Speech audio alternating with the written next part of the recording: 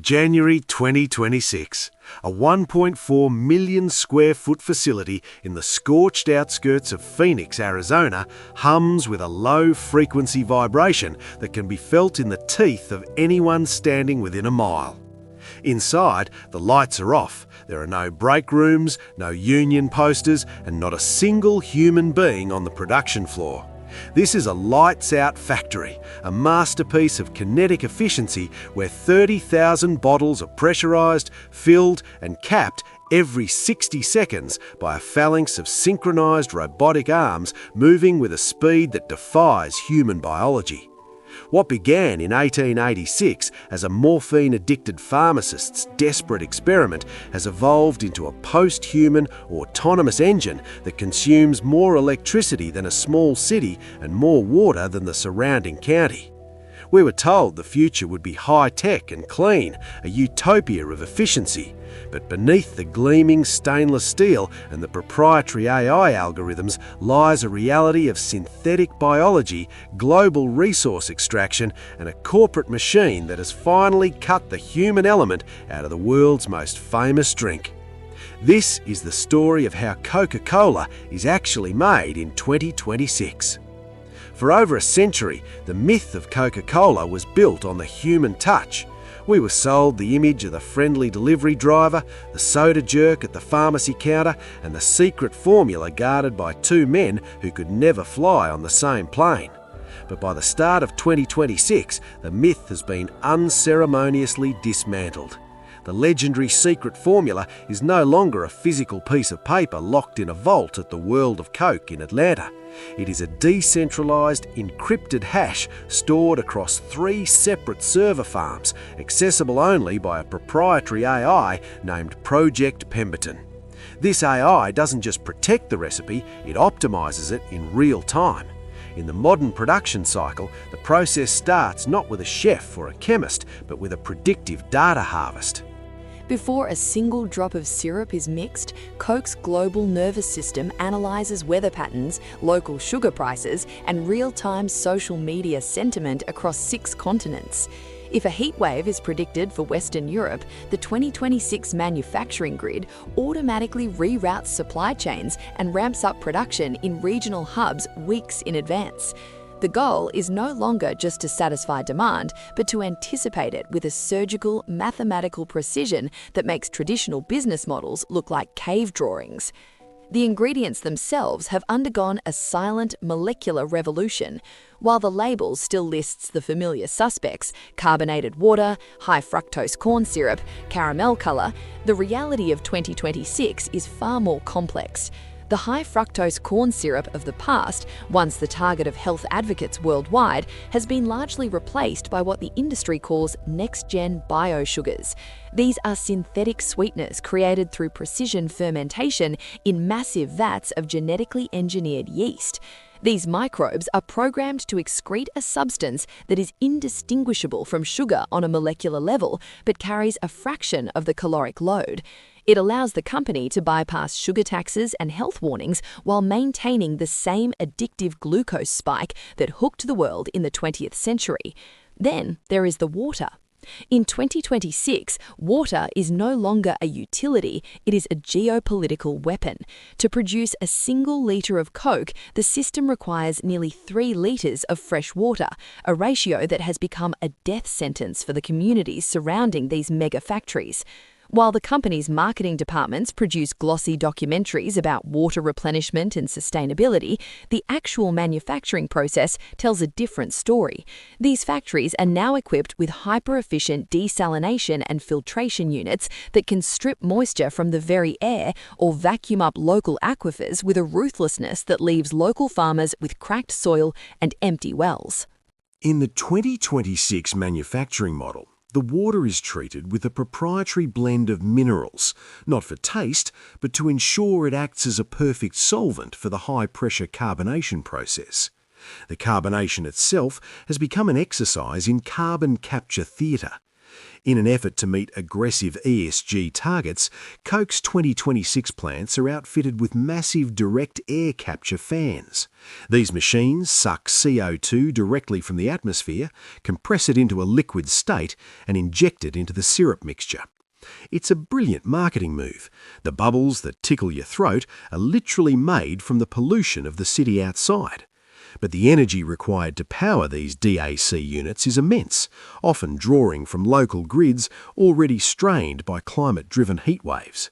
It's a closed loop of consumption, where the solution to the problem creates a brand new crisis. The assembly line of 2026 is a masterpiece of terrifying grace. The bottles are no longer just plastic, they're Plant Bottle 3.0, a material derived from fermented waste that's designed to biodegrade, provided it is processed in a specific industrial facility that most cities don't actually own. These bottles are blown into shape on site by machines that use ultrasonic pulses to mould the resin in milliseconds.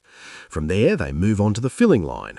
In the 20th century, filling a bottle was a mechanical process involving valves and gravity. In 2026, it's a laser-guided surgical strike. Each bottle is scanned for microscopic defects by a vision system that processes 20,000 frames per second. Any bottle with a deviation of more than a micron is blasted off the line by a jet of high-pressure air, sent back to be melted down and reborn in a never-ending cycle of material efficiency. As the syrup, the dark, viscous heart of the operation, is injected into the water, it is done so under precise temperature controls that prevent even a single bubble of CO2 from escaping. This is why a Coke in 2026 stays carbonated longer than any drink in history. The chemical stabilizers used to achieve this are some of the most closely guarded trade secrets in the world, developed in laboratories that resemble military research centers more than food science labs. These additives ensure that the drink remains shelf-stable for years, surviving the extreme temperatures of a warming planet without losing its signature bite. But the most significant shift in how Coke is made in 2026 isn't the liquid, it's the logistics. The factory doesn't just make the drink, it manages the entire journey to your hand. Every pallet of Coke leaving the Phoenix facility is embedded with hundreds of low-cost IoT sensors. These sensors track everything: the vibration of the truck, the temperature of the trailer, and the exact GPS coordinates of the product.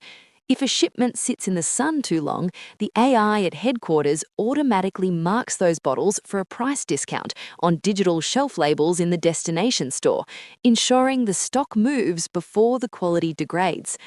The human cost of this efficiency is a ghost story told in the unemployment lines of former manufacturing hubs. The thousands of jobs once provided by the bottling industry have been vaporized, replaced by a handful of high-level systems engineers who monitor the factories from air-conditioned offices in Atlanta or Singapore.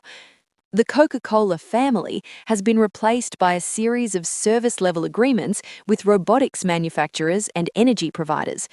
The company has become a pure intellectual property play, a brand that owns the concept of refreshment realized through a global network of autonomous physical assets. Marketing in 2026 has also been integrated into the manufacturing process. The labels on the bottles are now dynamic, printed with e-ink that can change based on the person holding it. Using near-field communication, a bottle can detect your smartphone as you approach the cooler.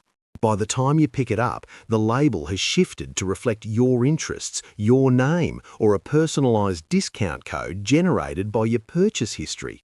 The drink is no longer a mass-market commodity, it is a personalised data-gathering tool. Every sip you take is a data point, every purchase a confirmation of the algorithm's power. The environmental reality, however, is the dark stain on this high-tech tapestry. Despite the promises of carbon-captured bubbles and biodegradable plastics, the sheer scale of Coca-Cola's 2026 operation remains an ecological juggernaut. The lithium batteries required to power the fleet of autonomous delivery trucks require massive mining operations in South America and Africa. The specialised resins for the bottles rely on vast monoculture farms that displace local food production. The company has achieved efficiency in the narrowest sense of the word, maximising output while externalising the environmental and social costs to the margins of the map. In the end, the 2026 manufacturing process is a window into the future of global capitalism. It is a system that has perfected the art of the cold start, the ability to spin up massive production at a moment's notice anywhere on Earth, provided there is a water source to tap and a grid to plug into. It is a world where the product is no longer the real thing, but a highly engineered synthetic approximation of a memory. We are drinking the output of a mathematical equation, a liquid optimized for maximum profit and minimum human interference. As you stand in front of a digital vending machine in a 2026 transit hub, the machine recognizes your face, adjusts the price based on the time of day and your personal data profile, and drops a perfectly chilled bottle into the hopper. The bottle is flawless, the carbonation is precise, and the taste is exactly as you remember it from childhood. But as you twist the cap, you aren't just opening a soda. You are interacting with a global predatory system that has spent 140 years learning how to turn the world's most basic resources into a proprietary liquid empire. The pharmacist in 1886 wanted a cure for his pain. The corporation in 2026 has found a way to turn that pain into a trillion-dollar perpetual motion machine. They have automated the desire, digitized the flavor, and commodified the very air we breathe. We are no longer the customers of the world's most famous drink. We are the fuel for its expansion, the final step in a supply chain that has outgrown its creators. This is the story of a world where the lights are off, the machines are humming, and the red label continues to conquer every corner of the map, one autonomous drop at a time. This is the calculated, cold-blooded reality of how Coke is made.